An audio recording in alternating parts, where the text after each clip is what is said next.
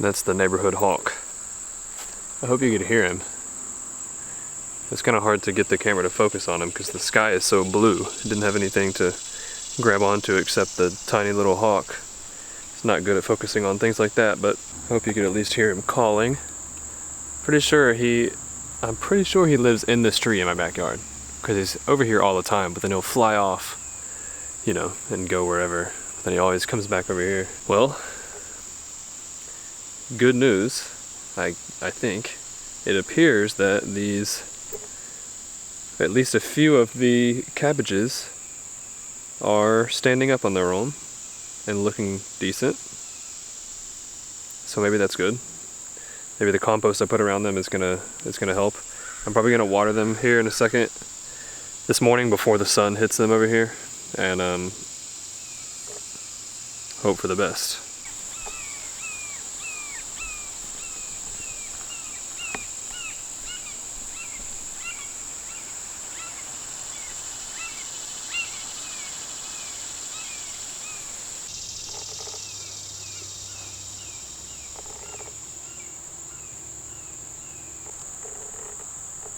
I still have no idea what this bug is.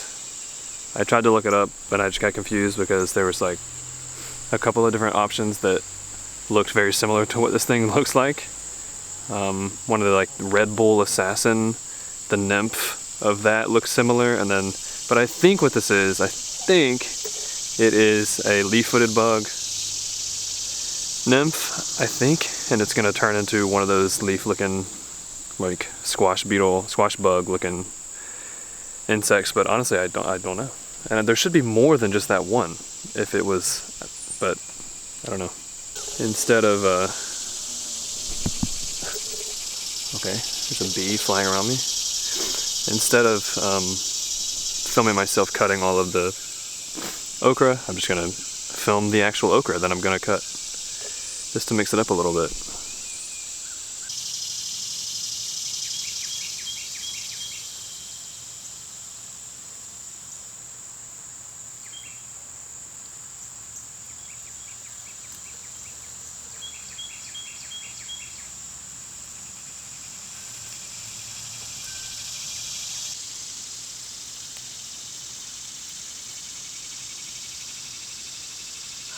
Excuse the lawn mowing in the background.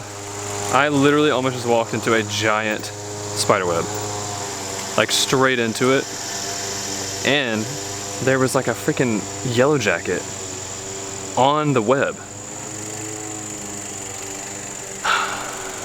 Like this spider built his web directly in the path of my face. I'm gonna try to get it on camera, but I don't know, I can't really see it very well. It's a huge web too. This dude must have worked all night. I don't know if I'm gonna be able to film it from this angle. Okay. One of my aunts just showed up. She's brought some stuff from a farm that brings some food. Long story. But anyway, she wanted to see everything, so I showed her everything, and in the process I was showing her the compost, so I went ahead and tore that spider web down. I don't think I would have been able to film it anyway, and I didn't see the spider. I don't know where the spider was, but I got that spider web down, so now I'm back in the compost area, and today's main project will in fact be flipping this compost because it is over 170. It's like 173, 172 or 173, which is too hot, so I've got to flip that. That's the main thing that I want to do today, which it shouldn't be that difficult, as long as last 2 days ago was an indication. 2 days ago it wasn't too bad, so I'm gonna knock that out this morning, and then I don't know what else I have to do. I really want to plan stuff.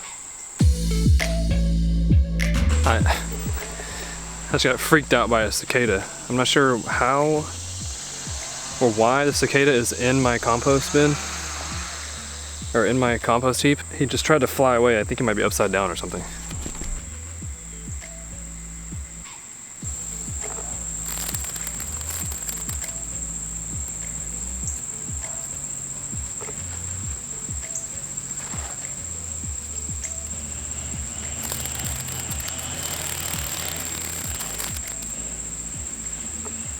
Okay, well, he appears to be broken.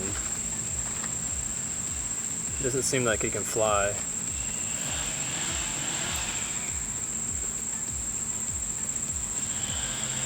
I just want him out of my compost.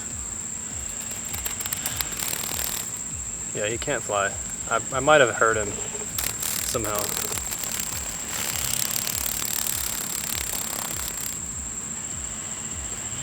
I don't know. I mean, I didn't mean to.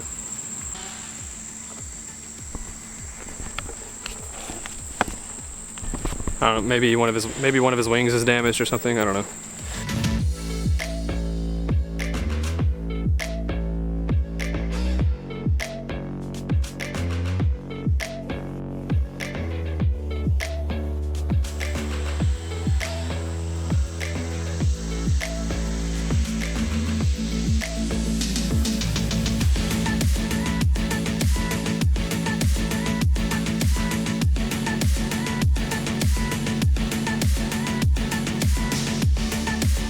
$75 scoops this time. It was 94, I think, last time, and then 112 before that, so that actually makes sense, I guess. I do think I'm getting better, though, at scooping with the pitchfork. Like, getting larger piles on the pitchfork every time, so this isn't really an exact science of, and there's really no reason that I'm counting, just for fun, really. It kind of keeps me busy while I'm doing it. Gives me something to do while I'm scooping. So right after I put it back in, it's about 110 degrees. So flipping it cools it down from 170 to 110, which I guess is pretty good. Tomorrow, I'm sure it'll be back up to 160. Compost heap is already approaching 130. It smelled like manure 2 days ago when I flipped it. Still smells like manure today. I think it's okay still. I'm not really certain about that. I think it also just has to do with the fact that I don't have enough browns in there, enough brown material. With more brown material, well, with a greater ratio towards browns than greens, it probably would help prevent the smell, but it doesn't really bother me that much. Thinking I should probably, this heap of grass here, I should probably flip it around and just go ahead and call that my third heap. And I'll just start flipping it right here on the ground. And then my plan is to build some more bins over here, put them over here. But I'm kind of researching how I want to do that. I found a really neat bin system that I can actually purchase the plans. They have, some people developed like the whole plans for using all the wood that you need, all the materials that you need, and they put it all into a thing, a step-by-step, to where you can build it. And it's like a really nice, like neat system, 3-bin system that's like perfect for like an urban setting, which I'm not really in an urban setting, more of a suburb setting. But it would still be nice to have like a nice, neat compost system, but probably on the more of an expensive side, rather than if I was just to find some pallets or something and put the pallets together. That would be the least expensive way to do it. But I don't know, I'm gonna look into it, see how expensive it is, see if I think it's worth it. But in the meantime, like I said, I could just start turning this pile of grass here to keep it from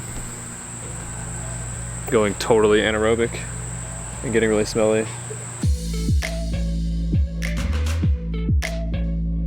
Okay, I'm not really positive how well I did turning that, but at least I disturbed it a little bit. Kind of tossed it around. And there's like wolf spiders all in that thing. I don't know why wolf spiders like that so much. I think there was even one carrying an egg sac too. And she was like trying to get away from me as fast as possible. We have wolf spiders everywhere.